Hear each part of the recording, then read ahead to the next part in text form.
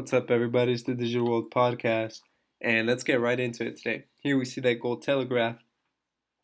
The Bank for International Settlement says that central banks should work to achieve interoperability between their digital currency projects. You want it to go digital? You're going to get it. And so here is the graph if you want to go ahead and look into it more. But this is interesting because we know interoperability is key. If you want to switch, if you want to go digital, but you still want to keep the same infrastructure, it's not going to work. Yeah, you can go digital, but it's still going to be the same thing. All you're doing is switching fiat for digital money. But the interoperability issue still remains. You don't have that bridge that is able to interoperate between different currencies. And so you still have the same problem, the same dilemma. Now, here is an interview from the BIS, and she talks about interoperability and the importance of it. Take a listen. If you want to make a cross-border payment, such as sending money to a parent, child, partner, or a friend in another country, in many cases, these cross-border payments are very slow, they can take several days, be expensive, and unreliable. So as a result, the countries that form the G20 has made enhancing cross-border payments a priority. It has endorsed a roadmap of 19 building blocks divided into 5 focus areas to address these challenges. One of the 5 areas looks into very recent inventions and investigates how new technology could play a role in improving cross-border payments. And one of these recent developments are CBDC. It stands for Central Bank Digital Currency, and it is a concept that is being investigated in many central banks across the world.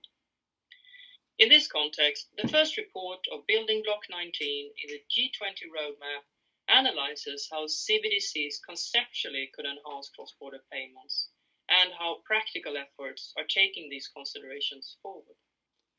The report takes 2 perspectives. First, it looks at how cross-border payment infrastructure with CBDCs could be set up. And second, it examines the potential impact from a macro-financial perspective should CBDCs be introduced. The key finding is that CBDCs might, in time and in combination with other improvements, advance cross-border payment methods. This work comes at exactly the right time.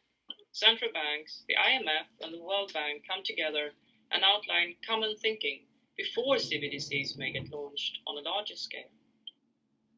If CBDCs are to become a useful tool for making cross-border payments, interoperability would be a key feature.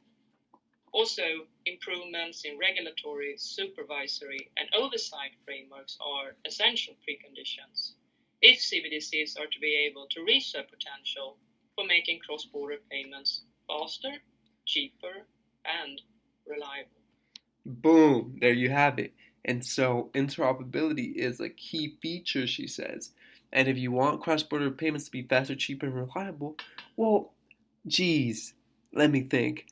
Don't I know a coin that does this? And that central banks have been using it, have been using a private ledger? Well, I mean, I'm telling you right now that interoperability and using a bridge is going to be so key because other YouTubers, it's on, and many economists have talked about, you know, or even people from the BIS talking about, interoperability being a key feature, making cross-border payments cheap and reliable and efficient, scalable. And so it's a very, very important to have this bridge. And aside from that, now it becomes a trustless system, and each country is responsible for their own economy. There's no spillover shocks because of one nation's irresponsible monetary and fiscal policy. That will be on their own. That's what a bridge asset would do. And that's why it's super important. And CBDCs are coming, make no mistake about it. They're coming. Now, with more efficiencies, greater ways to have access to your money.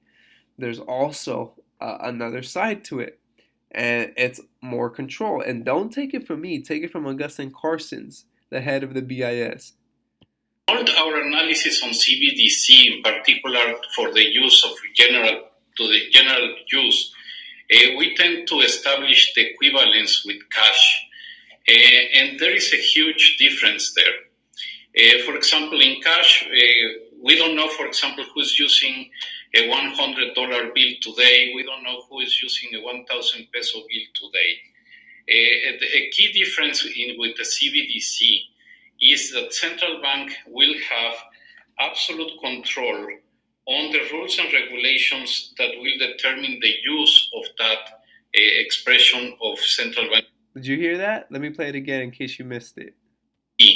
Is that central bank will have absolute control on the rules and regulations that will determine the use of that expression of central bank liability. And that's, there it is, ultimate control on the rules that will determine the use of that central bank liability. And also, we will have the technology to enforce that. Those two issues are extremely important, and that makes a huge difference with respect to what cash is. And so it's very, very important, and you have to realize that, and that's where it's going. That's the unfortunate fact of it. But this is just to let you know what these central bankers are thinking and where they're going with this. And if any of you watch George Gammon, he talks about this, that central bank digital currencies are going to give central banks the ultimate control over their currency. And if we're talking about specifically the Federal Reserve, the dollar. And so that's why this is important to know. I know there's a lot of talk about, the public blockchain and how we're going to be in control of it.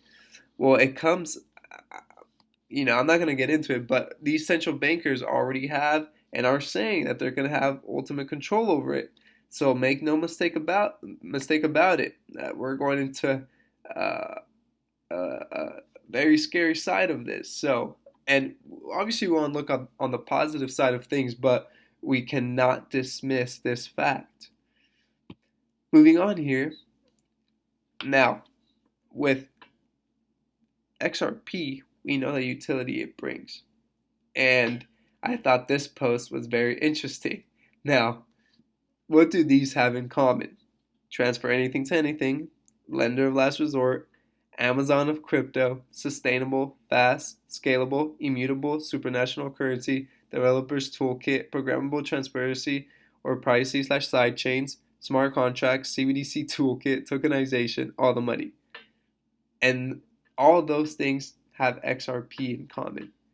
And so I think that you have to understand what you want. And every video that I make on this channel is basically showing you the fundamentals and why it's important that you know what you own, and also be aware of the current events that are happening, how it's shaping the future.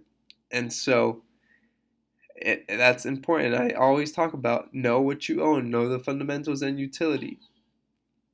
And so now when we talk about all these different things, current events, digital assets, and things of that sort, it's important that we keep in mind that we're not distracted.